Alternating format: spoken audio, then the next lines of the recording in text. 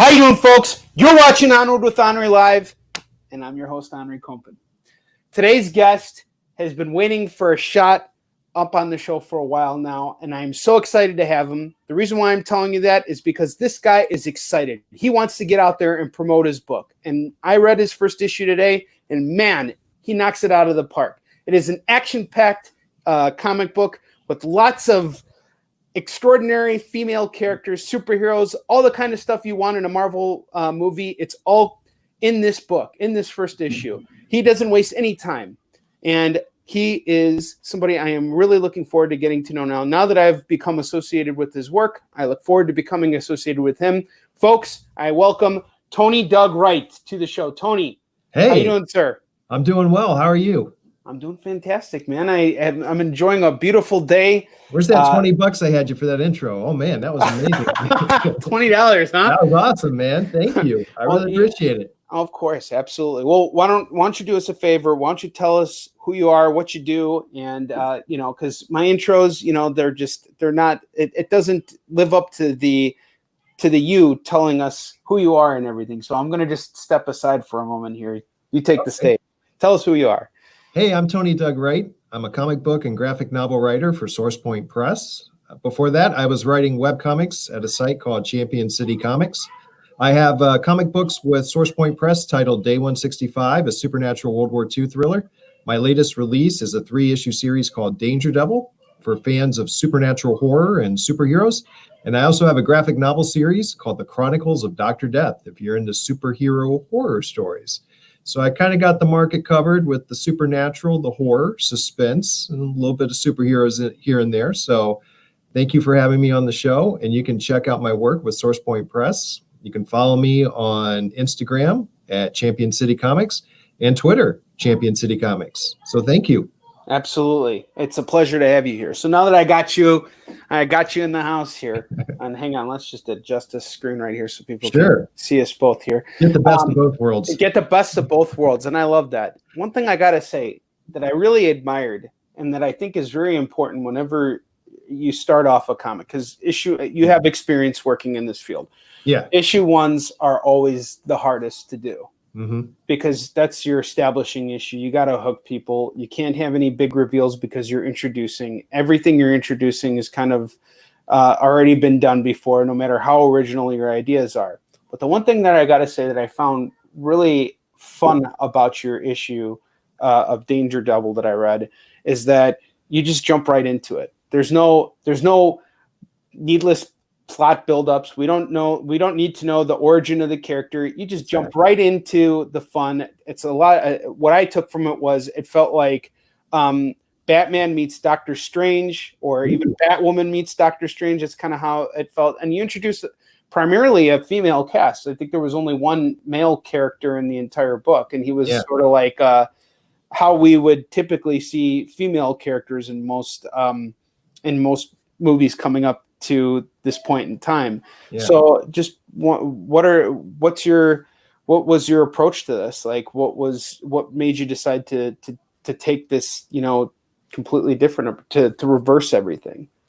Well, everything that I've done for SourcePoint Press started off with webcomics, which is great because I was doing work with Champion City Comics from 2010 to 2014. So I was able to build up relationships with artists and develop some stories.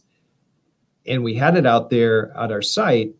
And from there, it just made the transition to print comics. With Danger Devil, it started off as a web comic series called The Red Devil. And I was looking to do something with an artist that would be more like a teen comedy that you'd see in the 80s, like Ferris Bueller's Day Off type stuff or Breakfast Club. Right on. That was actually filmed in my hometown. So you're a Chicago guy. I'm a Chicago guy, man. I graduated from Glenbrook North High School, which is like 10 minutes from where, that scene was filmed when Ed Rooney was walking Ferris's girlfriend out. And Okay. I forgot her name. Was it Sloan? Sloan Peters? Yeah, Sloan. Yeah. All right, go on. I'm sorry. I cut you off. No. I'm a Midwest guy too. So I'm in Michigan. So that's great. But Danger Devil, like I said, started off as a webcomic series called The Red Devil. Eric Roman, who I found out lives in the same hometown that I do, met up with me on one of those artist writer pages where you can pair up and develop your own comic books and web comics. He turned down the John Hughes, 80s teen comedy idea and said, look, I've been trying to do something pulpy, something campy, a little bit like Silver Age comics as well. He wanted to do a character called the Red Devil, which would have looked like the Spirit / Dick Tracy. You've got the domino mask look of the Spirit, but you also have all the cool gadgets and devices and interesting rogues gallery that you have in the Dick Tracy world. So we had that foundation, but I said, man, you got a comic book character called the Red Devil. And when you pitched it to me, I thought it was a female character. But we spent some time emailing each other back and forth. And when we found out we lived in the same city, we just went to Barnes & Noble, sat down, hammered out some ideas for what was going to be the Red Devil, the costume design, her sidekick, Kid Diablo, the type of universe she was in, which we wanted something kind of timeless looking, like what you got in the Batman animated series of the 90s. And we took off from there. Eric became the artist. I was the writer. We were the co-creative team. Eric had to leave the webcomic series for another artistic obligation, but he handed the torch over to my cousin, Joe Hammerly, who I've been working with on projects since 2003. He became part of the creative team. And when we wanted to get into print, we knew that the name The Red Devil would probably have some legal issues with ownership. And no one wants to deal with those types of hurdles in print because you just don't know who owns what. So we sat down, came up with a new idea for character designs and also the title. We changed the lead character to Danger Devil. Now, with Danger Devil and the way we developed issue number 1, when I had all these meetings with Eric Roman and the times that I talked to Joe Hammerly, who's the artist, we all are on the same page where if it's a first issue, yeah, like you said, you just want to jump right into the action. There's no need to do the origin story in a first issue. Some people choose to do it. For us, that's really not our style. And we just want to grab readers from the very beginning. And if you grab them from the very beginning, they're turning those pages. And that's something that I've learned over the years writing comics. The goal is to get people from that first moment and then keep them flipping those pages, because that's the way you do it in comics and that's how you succeed. And we wanted something that combined the 3 Bs, Batman, Buffy, and Bond. So you have Cape Crusaders with cool gadgets going up against demons and just all the evils of the supernatural world. And they're doing that under the protection or under the watch of a super secret organization dedicated to protecting the world from supernatural threats. So we thought, you know what, you combine that pulpiness, a little bit of campiness with Saturday morning cartoons that we loved from the 80s, along with like the Silver Age of comic storytelling. We felt we had a really good thing going. We had to get it to the people. And with my relationship with SourcePoint Press, they were just incredibly supportive. And we're super excited about this 3-issue series. That's fantastic. Yeah. I got to tell you, I'm really inspired by what you just said for a couple of reasons. First off, I want to comment on what you said about your first issue opening up with action, because I remember when I was doing my first issue of Yisum Shin, I wrote a script and I consulted 2 professors from my college that I no longer attended, Mort Castle, who I had on the show a couple of weeks ago, and Len Strzezuski, one of my other mentors, and who I need to have on the show, by the way.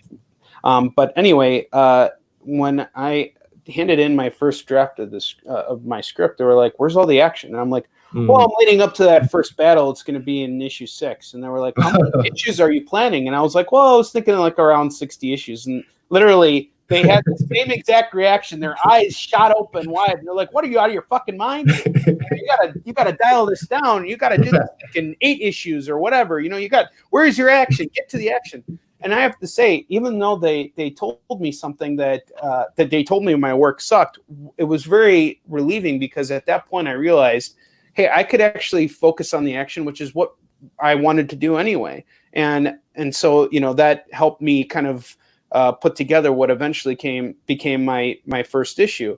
And I think there's a lot to be said about that. If your first issue doesn't have action, then it's just not going to flow. And I got to say, I read your book, and I was able to do it in one sitting. It's not like I needed to get up and take a break. It wasn't like that I was bogged down by boring shit happening. I don't need to know the origin of the character. I get it. I see it. I feel it. It's all there. It's right where you need it. Another thing I wanted to comment on is I've got my own superhero story that I've been kind of dabbling with lately, because I really depend on conventions to make money. And as of right now, it looks like more and more shows are being canceled because of COVID. Right. There is one show happening right now, and I am booked for it. But Tampa? Yes, I am going to Tampa. Yeah. And, I know that a lot of people kind of feel iffy about it, but I've spoken with my doctor. I've consulted with my family. This is not a decision I made selfishly or alone. I took everything into consideration before doing it. Now it's on me. And whatever happens there, I hope that I can prove that I can do the show responsibly and come back and not contract anybody or myself with COVID-19. But regardless of that, I think that there are going to be a lot of shows that continuously get canceled. And my point being is that I need to start another project. I've got a couple freelance projects in the works, but I need to do something that is 100% me, that I can really invest my time into, because this is the time to do it, right? Yeah. And with superheroes, it's so hard to come up with something that you can truly own. And then I thought about it, and I see how you added Danger to Devil, because if you did Red Devil, that wouldn't work. But having Danger Devil, it's like something that can work. And everything has been done. This is true, but not necessarily everything like that. Not every single thing has been done, and certainly not the way you're doing it. Your story is different than, say, anybody else's take on a similar concept. It's all different. I read an issue of Peter Parker, the Spectacular Spider-Man yesterday that was written by Paul Jenkins, and it kind of brought the whole idea of a black Spider-Man into the picture years before Brian Michael Bendis brought Miles Morales into the Spider-Man universe. And granted, I don't think that they were on the same wavelength when they were doing it. Jenkins was just trying to tell a single story, but Bendis was trying to create something new. But anyway, I just wanted to comment on that, because that's something that that's something I really took from your book, and especially from you just talking about it right now. Yeah, well, thank you. We have something very similar to, sending in that script for what we'd consider peer review. When I started writing comic book scripts, it was 2003. I got inspired because I was reviewing indie comics for a website. I said, man, there's all these do-it-yourself people out there. I'm a big music fan too. And, I took on the opportunity to play with a band. I mean, it was super small level. I'm not heading to the Rock and Roll Hall of Fame, but having that passion and getting that out of the way. And I thought, well, I want to try making a comic book. And I had a cousin who was a great artist, and Joe Hammerly. So I went to the library to look for a book, how to write a script. Alan Moore has a book on script writing. Yes, I read that book too. Yeah. So it's like required reading. And I wrote my first story because I was really into Batman at the time. And it turned into a comic. It actually was called The Champion City Fire. I sent it to someone that I had just connected with in the indie scene, a guy by the name of John Ira Thomas, who runs a company called Candlelight Press. They're based out of Iowa. They really had an influence on me when I started reviewing comics in 2001, because they were doing stuff that was typical, but almost like if you had people like Wes Anderson and David Lynch making comic books. It's just that out there and that quirky. So when I handed him my script, I was super proud, and he just ripped it to shreds, which you may think, oh, that's awful. But no, that's the best thing that can happen to you, because he basically said, in the most diplomatic way, your comic book sucks, or your comic book script sucks, and this is how you change it. So you keep revising and editing and revising and editing, and you learn through years and years of writing what works in a comic book, what doesn't work in a comic book. And you're right, you can't jump out of the gate with 60 issues. I thought I was going to jump out of the gate in comics with a 12-issue series, and people were like, no, you're not doing that. If you want to get into comics and you want to go with a small press and you got a one-shot, that's very catchy. It's desirable to many small publishers. There's little risk in it, and it's one shot, and that's what I did with Day 165. And building on that, you go with the Chronicles of Dr. Death, which is a graphic novel, and then they felt very comfortable with the 3-issue Danger Devil series. So even developing a 3 to 6 or 12-issue series, I don't think rookies in the world of comics understand how long it takes to do a comic book 22 to 28 pages in length, from art, even pencils and ink, color, lettering, getting all that stuff done. Then you got to do all the work before printing. I mean, it's a huge, huge undertaking, and you need a lot of people on your team who've got it together to knock it right out of the park. And, getting onto the other part of the question, talking about, all the action and the superheroes and writing superhero stories, I got to thinking the Red Devil would work as Danger Devil, which would become Danger Devil. It would work because, I'm at cons too.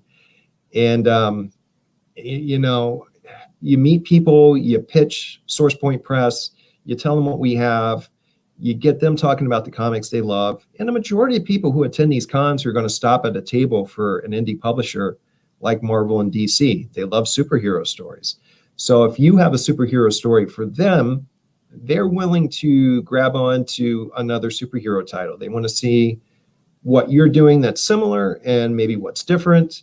And they're just looking for, a lot of action, great storytelling, a little bit of humorous banter, supervillains that you like, but are secretly super cool because you really want to watch and follow and see them develop.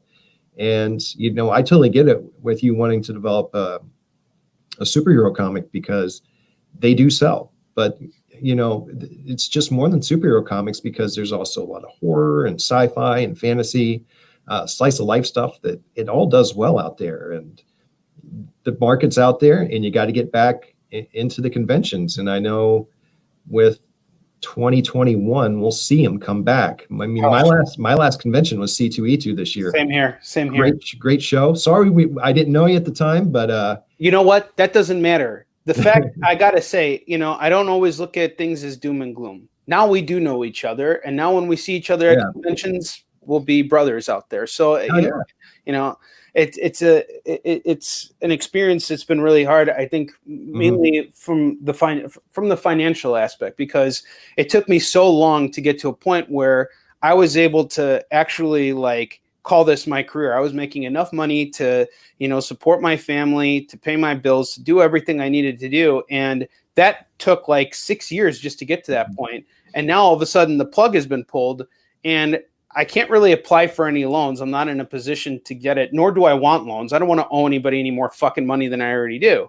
And it's just kind of it's not that things have stopped. It's just that I can't move forward. This is work for me. When I think when we go to conventions, we want to have fun. Sure, we want to network. We want to do all these fun things. For us, it's fun to engage our audience. That's part of the magic of it. But at the end of the day, at least for me, I'm there to work. I'm there to build my brand. I'm there to make money. I'm there to do what my job, and you're doing the same thing. And it's interesting because just as you were talking about conventions, I was actually going to kind of segue in with my own question about that. So when you go to conventions, what's your goal? Because I know my goals are to sell as much inventory as I possibly can. It's just I'm there to sell out. But that's not necessarily what everybody is there to do. There are other goals that might serve as a greater need. I know that Jim Salicrup, a really good friend of mine who's been on the show recently, when he comes to conventions, he has entirely different goals than I do. And those goals can be just as lucrative as the ones that I have for me coming to a convention and selling out. So I'm just curious to know, what are you primarily there to do? So when I go to conventions for Source Point Press, I know pretty much ahead of time how many books they've shipped that are my titles. So when we set up, I take a look at what I have. I know what I want to sell, but working for a company like SourcePoint Press, I know I'm not just here to sell my comics. I'm here to sell the company's comics. And if we're going to go from show to show to show, and they do 70 to 90 shows a year, we've got to make every show count, because we can't have this be a total disaster. You've got to connect with fans. You've got to be an extrovert. You've got to bring people to your table. You just can't sit at the table, especially as a writer or as a vendor, and expect everyone to know who you are. It's not that Field of Dreams philosophy. If you build it, they will come. I agree with you 100%. That is so well said. Yes, go on. Because I have to stand maybe in front of the table, depending on where we are, or behind the table, and just do just the nonstop, hey, can I tell you about my comic book? Do you have a time to talk comics? And with pop culture cons, not everyone's there for the comics, but the people that are there for the comics, they'll stop. They want to see what you're selling. And there's times where I'll pitch my comics and I'm not even halfway through the pitch. People are putting their hands, looking for their wallet, and I'm making a sale. Or it's funny, people will pick up my comic books and go, these are the best things I've ever seen in my entire life. Oh my gosh, this is great. I love these comics. No, I'm jealous. I have no money. I have no money. Or that one. I get that one a lot too. My favorite is they're holding it and they're saying it's great. They put it down and they turn around and walk away. And you're like, are you okay? So that's a no. But when I go to cons, it depends on how you get there. If you're driving or flying, because the last con I really drove to and had to take everything was in Louisville last year, which I think was. I did that one too. The GalaxyCon. That was Thanksgiving, the weekend before Thanksgiving. Yeah. So we had to drive from Michigan. Yeah. So I had to meet Chris Tadlock, who works with SourcePoint Press. So we met at my in-laws' house, excuse me, which is on the way, but we're in Michigan. So we have to leave 4 or 5 in the morning, drive straight to Louisville. You hit Indianapolis. How long of a drive is it from where you are? Gosh, man, it seemed like it was 5 to 6 hours, because we hit Indianapolis at rush hour. Oh, that sucks. So you don't always know what you're running into, because I just remember traffic was slowing down. I'm like, why is traffic slowing down at 8 o'clock on a Friday outside of Indianapolis? Never mind. I'm outside of Indianapolis on rush hour. But we got there, we set up, and not everyone knows when you get to a con that you just don't walk in and set up. You got to pull into a building, you got to unload your truck. Especially that show, that was a fucking nightmare going around. Like, because I got there around 6 o'clock at night. Oh, during rush hour. So were you there Thursday? I got there Thursday, yeah. Yeah, and we got there Friday morning. Oh, see that? I think sometimes that's smarter, if you can get there on Friday. But I just can't. I think timing is everything, no matter when you decide to come. But like I had, because there wasn't a loading dock. You had to kind of like drive around, and they had police officers escorting you. And I miss that so much, the preparation, the anxiety, that feeling, that rush you get from just like, all right, now I got to set up. I set up everything and everything's looking all beautiful. And like, all right, I'm going to go take it easy now, go get a drink, go chill out. And then I'm going to wake up tomorrow and I'm going to fucking kill it. But you were in the middle of saying something. And yet again, I cut you off just because this is where conversations go. I miss the con scene. Every day I miss it more and more. It's killing me. Just, being away from the floor. It's my calling. I'm born to be there, Yeah. I mean, we pulled in, and anytime you go to a con, depending on how you get there, flight, you probably have your books shipped to the hotel. You drive, you're probably getting on the road, maybe between 2 and 5 in the morning. You're probably getting there with an hour to spare to set up.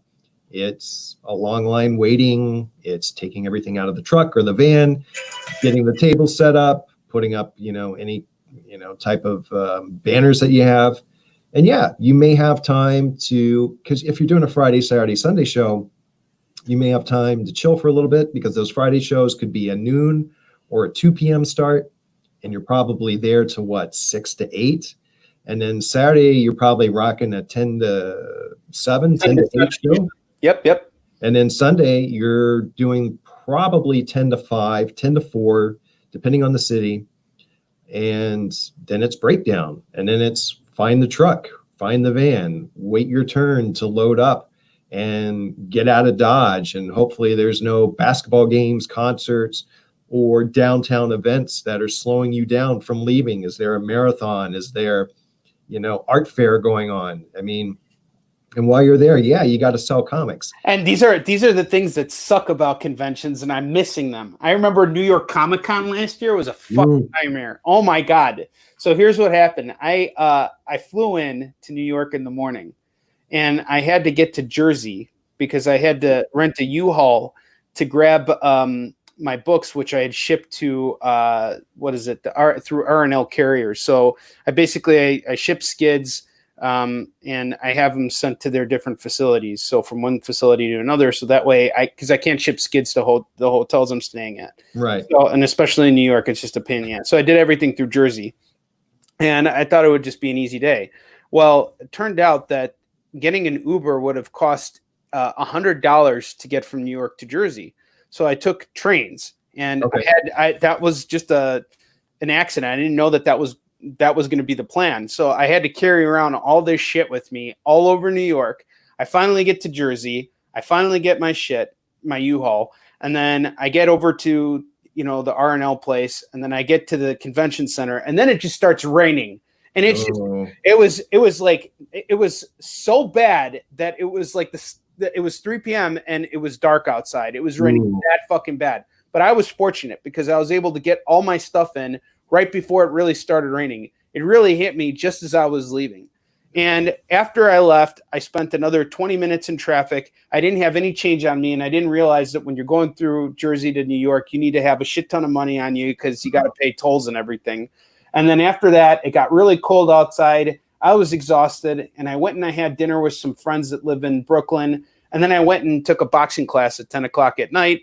And then I finally got to my hotel at 1 a.m. I went to bed, woke up the next day, and then went to work.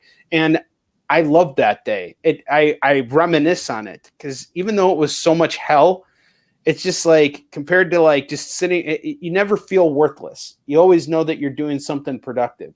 When you're sitting at home and you're just like, man, like I'm just wasting away the time because I just honestly don't know what to do with myself. And I think that's probably what's bothering me personally the most. But this show's not about me. It's about you, Tony. I'm sorry.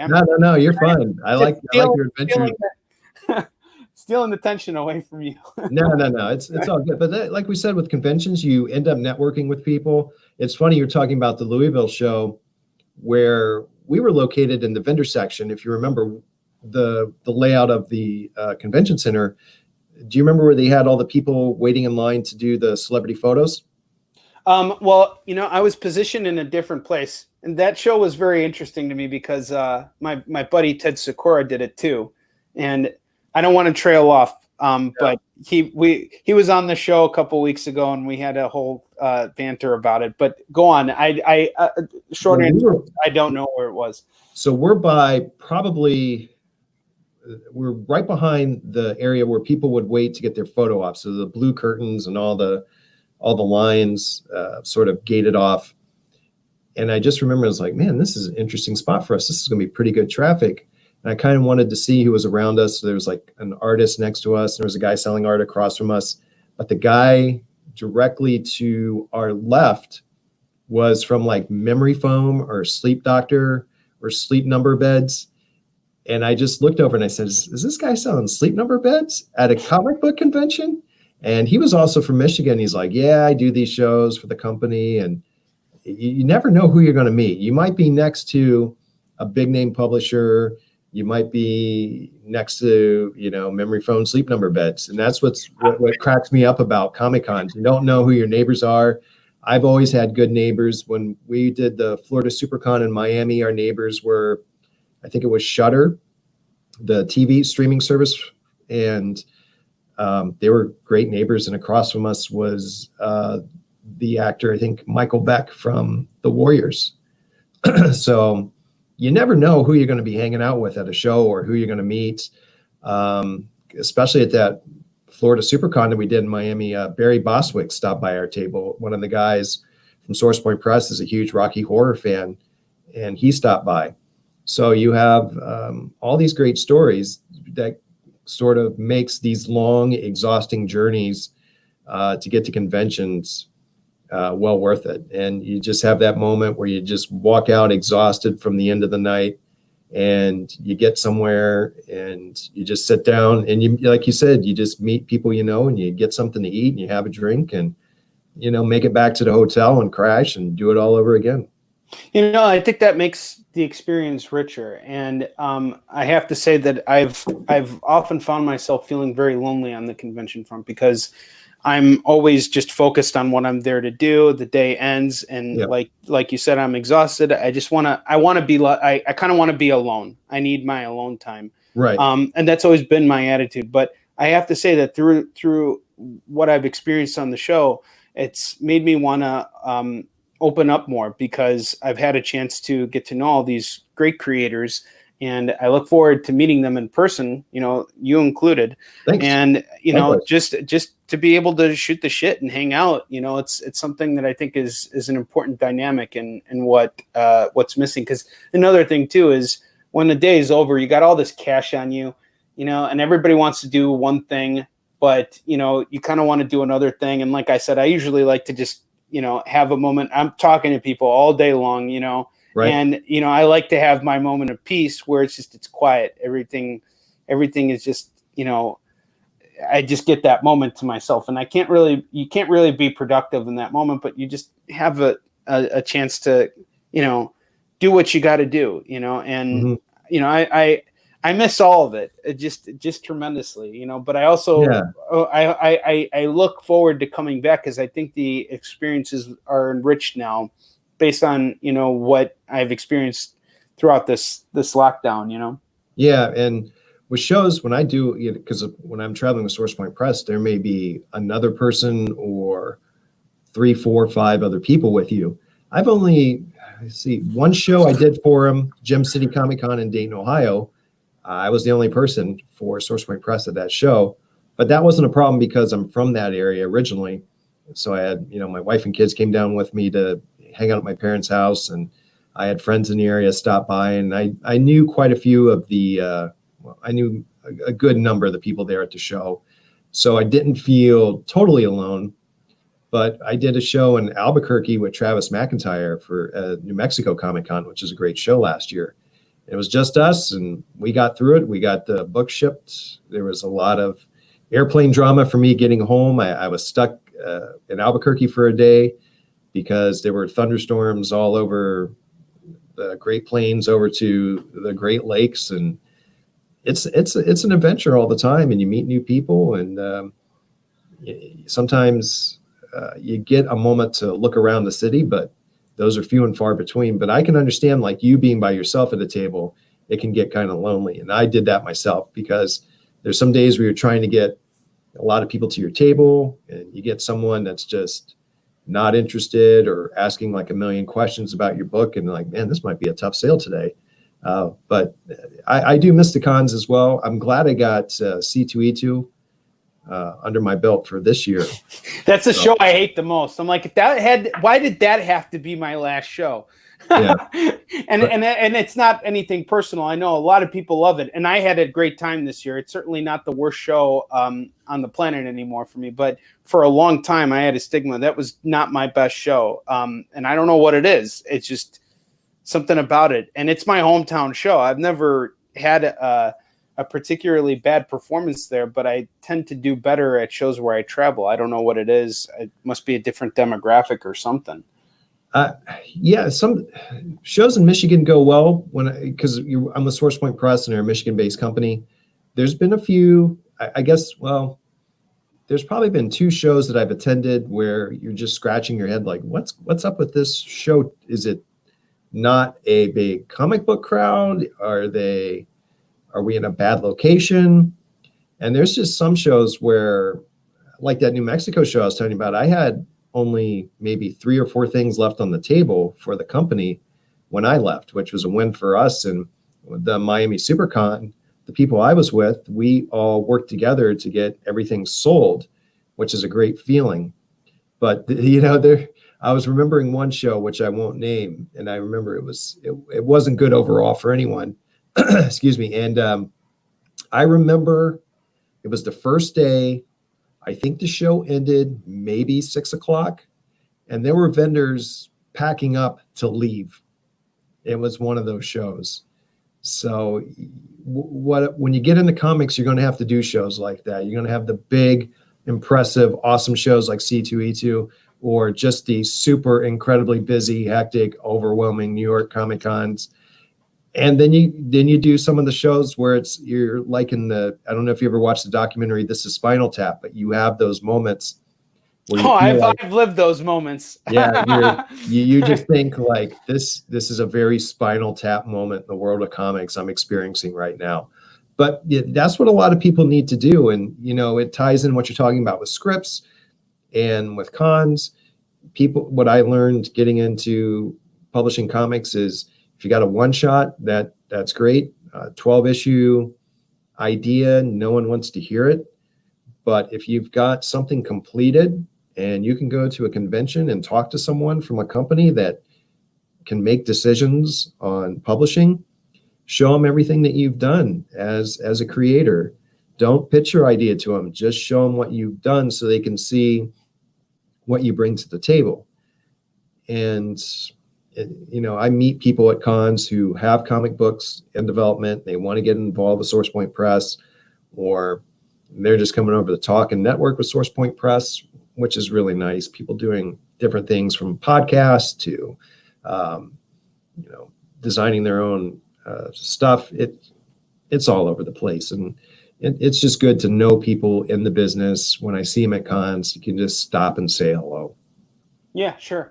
It's interesting because going back to those dead shows, and I'm already preparing myself for the fact that Tampa is not going to be a packed show because they have restrictions in place. They're only allowed to fill up the convention center by 25% capacity.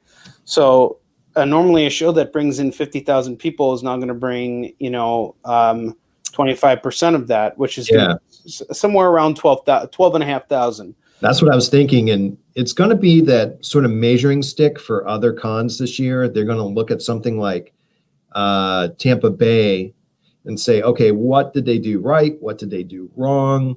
And I don't know how traffic's going to go with. Well, I'll tell you what I'll tell you what I'm prepared for. I've done Imaginarium shows before, and I've done some really good Imaginarium shows, and I've done some really, really bad ones, like Wisconsin Comic-Con last June. As a matter of fact, I did it.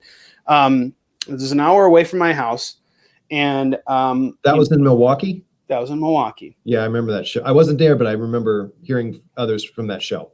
Yeah, and it sucked. Like Friday was just fucking dead. There wasn't anybody there. And I love Imaginarium. They're having me, they sold me a space at Tampa Bay, so I'm not knocking them. The problem is that Milwaukee Fest was going on that same. I was about to say that. So people told me the same thing. So that's going to affect your traffic, okay? Yeah. So I got no traffic the whole weekend. It was dead the entire weekend. But by the time I was done with that show, I had made money. I had made way more money than I thought I could have made. And then I had a situation occur where I actually traveled to a show, and it also ended up sucking. It was Big Easy Con, and it was in New Orleans. It's put on by the same folks who do Rose City Comic Con and Awesome Con. Awesome Con is one of my top performing shows. That's the DC show. That's a DC show, right? Okay. And so I went over to Big Easy Con, and the same thing fucking happened. But at the end of the weekend, I still made money, and I still sold books. Show? What's that? I know New Orleans had a January show, but I didn't know if that was that was their Wizard World. Now their Wizard World show is handled a little bit more. It's handled better.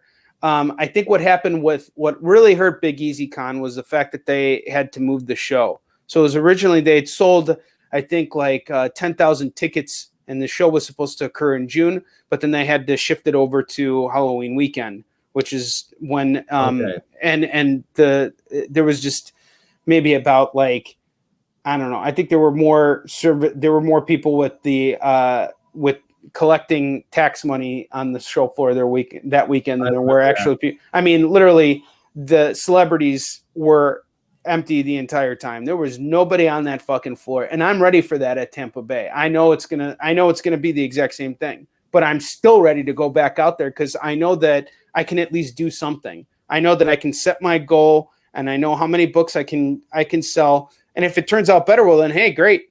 But another thing too is it's an opportunity to just see how the convention scene is going to change, because we're all hoping that there's going to be some miracle cure to this thing, and there might be, but there may not be. And at some point, we're going to need to get back to normal. At some point, everybody's going to have to do their first con. Yeah. And, I figured, why not jump in right away? But for other people, I understand where they're coming from, especially if you're, if you're in a position where you could be compromised by this virus. That's an understandable thing. So I'm not, I'm not coming from a position of, hey, you need to go do this show because we need to get the convention thing back up and running again. There's no reason to sit at home. This thing's non-existent. No, this thing exists. I know people who have gotten it. I know people who have died from it. So it's not like it's a fake thing. Right. But you also have to kind of look at what kind of precautions you can take personally, because, if you're wearing a mask, I got a mask, I got a face shield thing. I mean, there's really nothing else I can do. And, I went to Target today. I've been going shopping, things have been going on throughout all of this that I've exposed myself, so I think that me personally, I'm okay doing it. Other people, maybe not so much. And that's understandable. Yeah. And that's what some people like yourself, you're going to see what's happening. You're going to get an idea for how not only do the companies that own most of these conventions want to set up the floor and how they want to maybe direct the flow of traffic, but you also get an idea from the participants, or I'm sorry, the guests, the people that are coming in buying tickets, and how they're going to mingle about from table to table. Are they going to be more in a planning mode where I want to see this table, then I want to go to this table, I want to go to this table, instead of just freely walking about the convention center? Or maybe it could be just people feeling that they may want to freely walk about the convention center. So you kind of have to see what happens once you get there. And we can speculate, upon hours, but this year I was super excited to do the cons, because with Danger Devil, it's 3 issues. It's going to be a big release starting May, June, July. Now it's going to be, I believe, June, July, August. But, even with Diamond Distribution, we're not sure how the indies will get into stores. My understanding, first issue of Danger Devil will hit stores June 24th. And the next issue will be maybe mid to late July. And then the third issue could be mid to late August. But things could be pushed July through September. We're just kind of winging it right now, but you can directly order comics from like Danger Devil from Source Point Press. And I'm doing more press by going on the shows like this, just to make up for what I don't have on the convention scene, because you can go to a convention, you can shake a lot of hands. That's what I was doing last year. Talking to a lot of people, handing out business cards, networking, maybe following them on social media, having them following you. It's a different ballgame. So I definitely see a lot of people with Source Point Press getting out there, doing these podcasts and talking comics, because it's the new way we can get sales going until we get back into an actual convention center and actually start selling some comics again. And we do have comics in stores across the United States. You can get our comics in Canada as well. I know we have some international shipping to Europe, and I'm, doing everything I can to sort of just get the good word out about Danger Devil. I don't doubt that. Yeah. I had big ideas. I had big dreams for 2020. I'm like, yeah. Then coronavirus, murder hornets, everything else is just like, oh man, this is a tough year for everyone, and so much going on in the world. And it's good to talk to people and that are in the comics world, because we know how we have to make our money and do what we do and get our product sold. So, well, I'm learning from you, you know, and I'm learning. And likewise. Yeah, because it's like, you know, that's the whole idea of what I set up with Onward with ONRIE Live, is that this is our chance to basically pick each other's brains. And I like talking to the individual directly. You'll notice that on the show, I don't really engage the audience, and it's not because I don't care about the audience. I care very much about anybody who's watching. Alton Smith, Alton Simpson, I'm sorry, brother. I see you, man. You know, I see everybody who's watching, but I try not to interfere, because I think what's important is that you have my full attention, because I'm giving it to you because I want to figure out how you're getting through this, because I can tell you right now, my sales are nothing where they would be if I was at conventions. Last year, I sold over 20,000 books just from going to conventions. And then on top of that, what I was doing on Amazon was all supplemental. And online sales, that's all supplemental shit. That's not stuff that I look at as I survive off of this. I depend on conventions, and I don't have distribution through Diamond. And I know how hard it is. I used to have distribution through Diamond. But here's an interesting question for you. Yeah. You mentioned Diamond, and now we're gonna go down that rabbit hole. So now DC has pulled out from Diamond. What does that look like? What do you think that looks like for you? Because now there's you know, a market to be filled, and you guys are SourcePoint Press is got a wonderful group of creators coming together, putting out great stuff. I've read a lot of books that you guys have been putting out. I love a lot of them. In fact, I will not even deny this. I have actually submitted Yisuchin and Mark's to SourcePoint Press.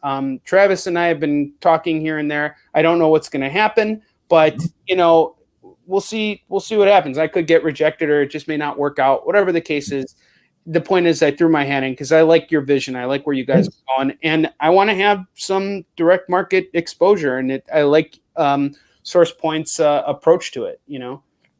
Yeah. And I'm learning as well about everything when it comes to distribution. You know, Chronicles of Dr. Death, my graphic novel, you can get it on Amazon. If you don't get it at SourcePoint Press's main website, which is nice to have that out there. And you can also do Dr. Death. You can get Dr. Death through Barnes & Noble, and I think you can also get it through Walmart, which is cool to see.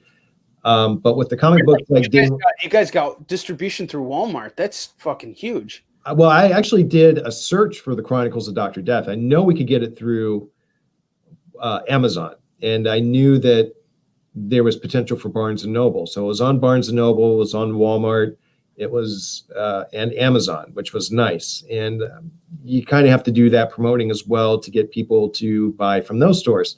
But Day 165, my comic book, and my other comic book, Danger Devil, I'm going to rely heavily upon, you know, convention sales and store sales.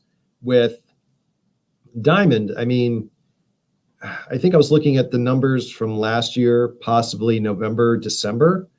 And typically you see like DC and Marvel together taking something, if I'm not mistaken, 65 to 70% of all sales for comics. Which is normal. That's never going to change. And then you've got MH coming in third with maybe 9 to 12% of sales. And I know Marvel has the edge over DC over total sales. And what DC's doing, I don't know what is going to happen in the long term, because I can't really speak for the stores. I can't really speak for the independent publishers like SourcePoint, because I don't directly deal with companies like Diamond or handle that distribution.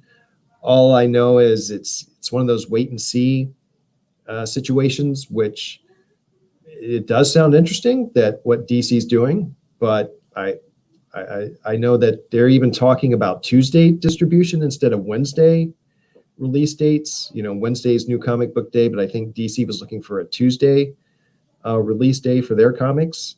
And getting back to Walmart, they're releasing comic books in their store.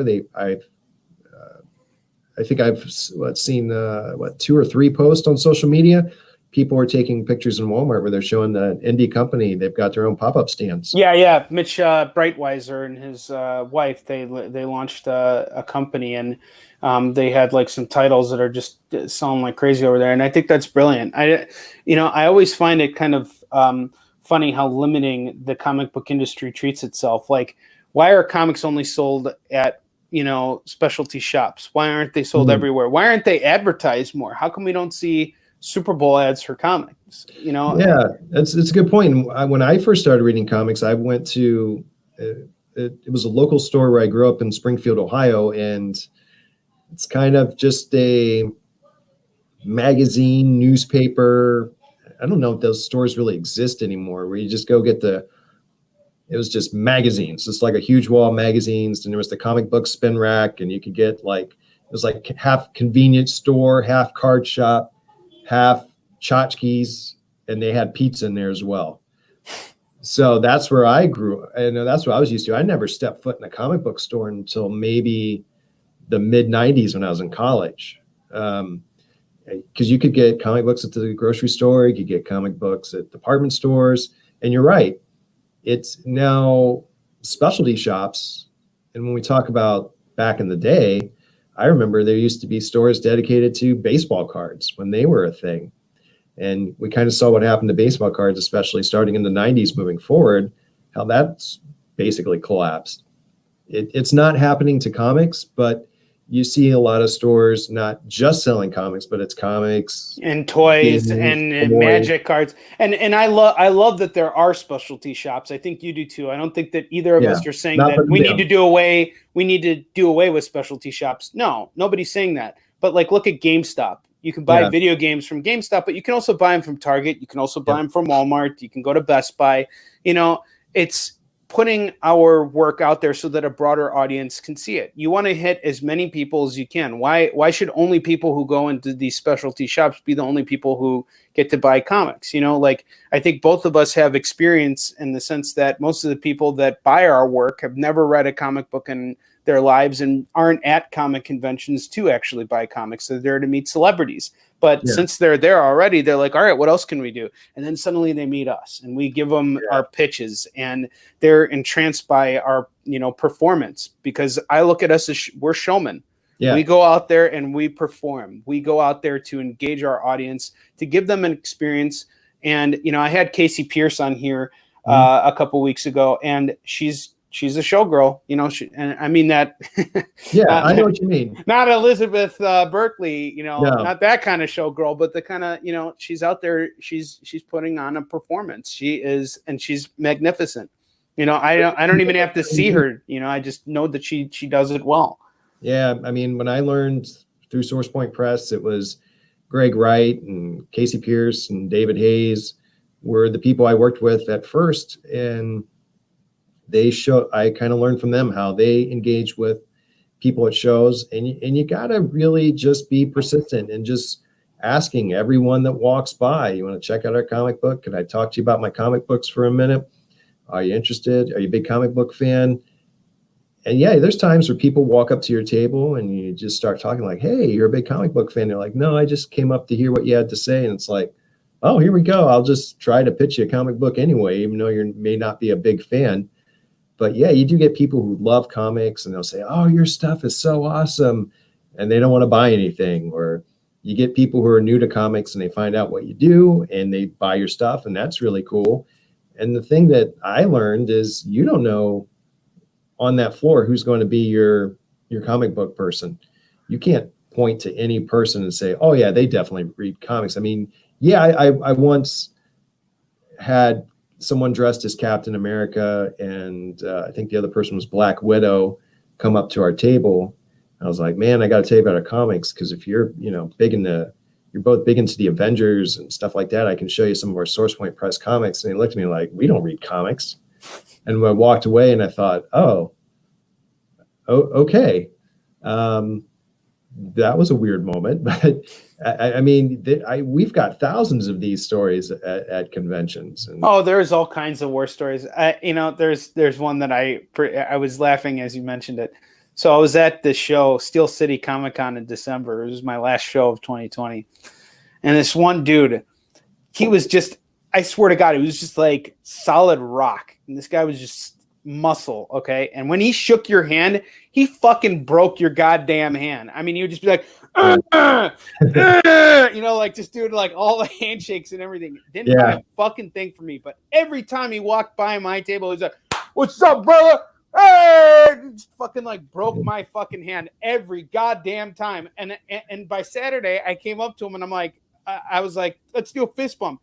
And he fucking, it was like bloody knuckles. He's like, all right, boom, you know, he just fucking broke my goddamn knuckles. It fucking sucked, you know.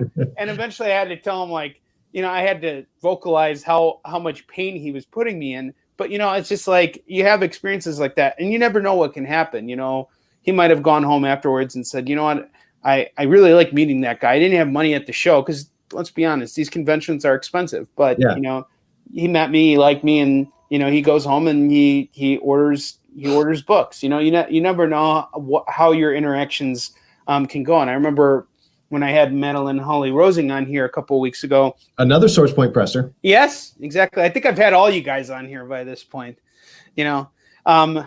And it's a pleasure. I that's why I respect what you guys are doing so much, because it's like you guys are all like just a ragtag group of creators who are just kind of like banded together to create, you know, Voltron kind of a thing, and it's a lot of fun to see that. Some of those books just sell themselves, like Madeline's book, you know, Boston Metaphysical. People take a look, you know, they see the steampunk aspect to it, sort of that, you know, 19th century America, and they're like, what is this? This is really cool. And you got that supernatural element to it.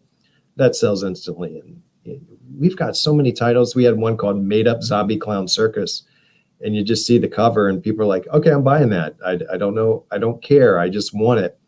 And we have that with quite a few books where people just pick up the book and like, yeah, I'm getting this. And you just say, well, that was easy. Well, let me tell you about my comic books too. And they're like, no, it's okay. And you're like, okay, that happens plenty of times. But, you know, you have all these victories at cons where you sell your comics, you meet people. I've had people read a comic book or graphic novel and that I've written, and they come back the next day like, oh, I started that, or hey, I read that and that was really awesome. Thanks for doing that. And you feel really good, and that's what keeps you coming back.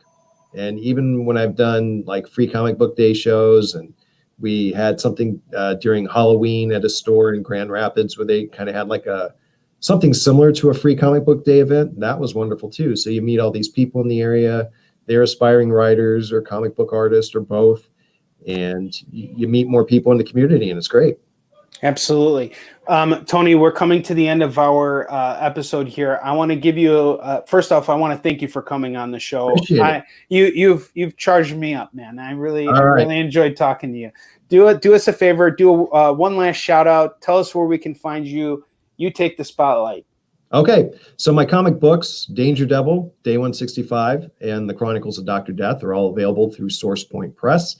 You can follow me on social media, Facebook, Tony Doug Wright, Instagram, Champion City Comics, and Twitter, Champion City Comics. You can learn more all about my comic books, all my works, where I'll be one day when the Comic Cons return. You can also check out the artwork we've got for our new series, Danger Devil, a 3-issue superhero supernatural horror series. Fans of all ages will love the action, the adventure, the witty banter, the super cool supervillains, and the awesome superheroes. Check it out. Great artwork by Joe Hammerly. Beautifully done. Get all 3 copies. Order them through your local comic book store or go to sourcepointpress.com and pre-order your copies. You won't be sorry. These are awesome comics. They're the best things going today. And Henri, thank you very much, my man. No problem, man. Thank you so much. Do me a favor. Hang out backstage. I want to just talk to you for a couple more minutes. Yeah, that sounds good, man. After we wrap up. Yeah, absolutely. All right. All right. What a great episode. What a wonderful guy. Great creator. I look forward to seeing Tony on the front lines of comic conventions. And let's hope we get this thing back and running sooner rather than later in a safe and proper way. And I will see you guys tomorrow. I got a great guest lined up. I am looking forward to talking to him and getting to know him better. Thank you all so much for tuning in. Honestly, doing Onward with Henri means a lot to me because it's my chance to basically say that, hey, I'm still here. And that's the hardest thing about not being at these conventions is being so detached from people who I've yet to reach with my work. But if you are familiar with Yishin Shin, you've met me at conventions, I am here. I have not gone anywhere. We are working on Yishin Shin. I am hard at work on many other projects as well. And I am trying to put as much time into all of them as I can. What would really help me is if I had more subscribers, because why not? The more the merrier. So if you're watching this show and you're loving it, please hit the subscribe button. I should get a button in here somewhere. I got to figure everything out. And do me a favor, support the creators who are coming on the show too. And because, they're doing it just like I am. So I will see you guys tomorrow with a brand new episode. Until that time comes, onward to victory.